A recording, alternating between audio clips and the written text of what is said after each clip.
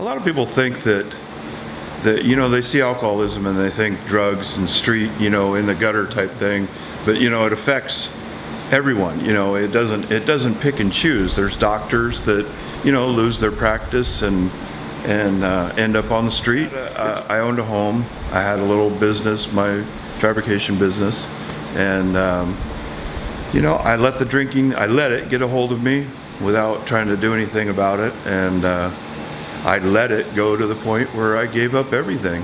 I'd been in and out of treatment centers for a long time, many of them. The thing that kind of drew me to this place was the concept of being able to be on a farm.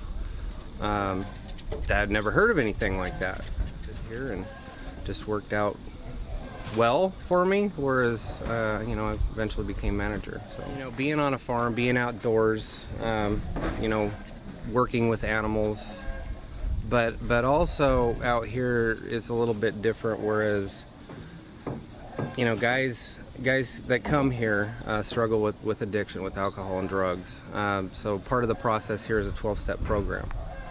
So we do meetings, you know, 7 days a week. But the thing that happens out here is guys really get to know each other by telling and talking in the meetings. So yeah, the guys here become pretty close. You know, it's kind of like a family. We have chickens, we have pigs, we have a wood shop. In there we have kind of yard crew type stuff. We have kitchen crews. The part with the work, you know, gets a guy physically kind of back in shape, but it also lets them feel good, you know, about accomplishing some things, being part of something, building something. Everything that's wood in the new Blanchet building was built here, basically, pretty much. This place just kind of really grows on you. I've kind of got one of the coolest jobs in the world, as far as, you know, I get to watch guys change and be part of it. It happened to me too. You know, you get to get your body back in shape, but that also goes with the mental stuff. You know, weather like this, our meetings, we have them around the campfire. Oh, you got a fire pit there. Yeah, that's great. We have all these topics. They're mostly for reflection, to figure out where they're at and how they can just reflect on where they're at in life and what they can implement in going forward. We ask your blessing upon this land, which you give to us, which is part of the beauty of your creation. Which I came here to work on myself. I didn't come to mess around. Some of us that come here, you know, it's a matter of life and death. We had a regular life, and we made some bad choices, and we ended up losing that life, and now we've got to start it over again. You know, we really try to take care of every aspect of their life to get them into a productive society. But this shop, to have this go from, you know, I was just kind of helping out here at the farm, to helping run it for them, to turning it into a program where the guys can come in and learn, has just been awesome. I've had guys that come in here that can't read a tape measure, and, you know, 3 months later they're building stuff, they're on the tools like they've been on it all their life, you know. It's life-changing. It's just, you know, got my act together, all my legal issues and everything that I had to taken care of, and getting back on track and get a fresh start again. You know, being on staff, you know, it's got some responsibilities going and stuff around here, and I get my ID and my teeth, because I didn't have any teeth when I got here.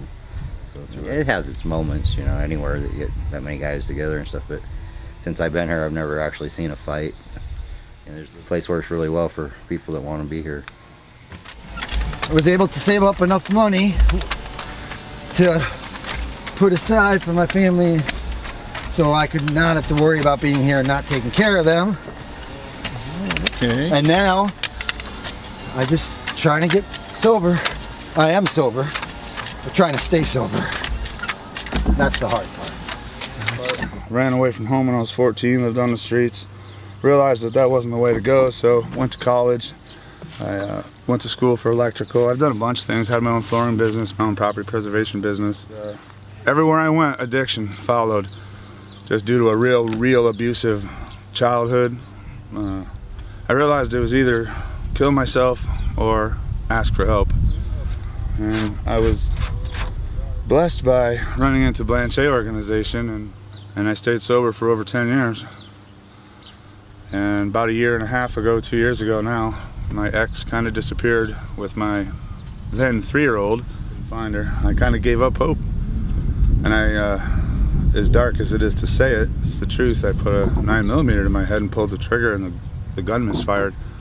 The bullet didn't go off. It had the little divot in the end. I still have the bullet. But something did not want me to die. So about a year and a half is all it took to lose what took me over 10 years to build up. Addiction can crush you really, really quickly. I got hold of some folks who put me back in touch with Blanchet. Here I am. I don't know, God's definitely got a plan for me. I just wish he'd kind of let me in on it a little bit sometimes. But there is that element of compassion that you spoke of that really only comes from being on this side of the fence, so to speak. Stress, I've suffered from depression quite a while. Drinking got the best of me.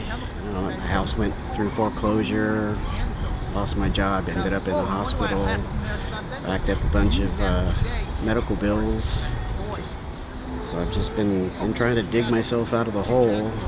Quit. If you're self-medicating because of the depression, and you quit drinking, but if the depression doesn't go away, you're still going to have a problem.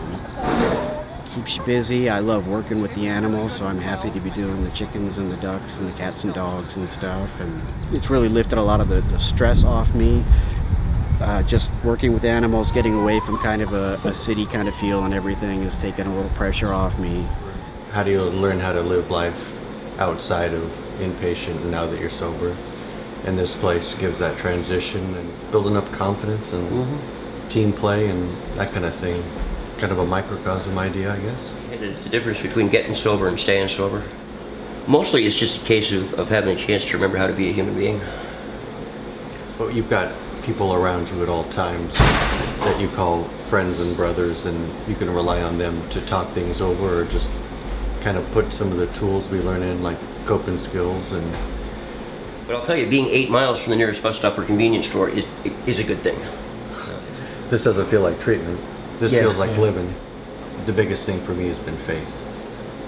I'm getting out of the idea that I have control and that I can lock into a higher power and that I believe and that I'm willing to surrender and live a whole different life.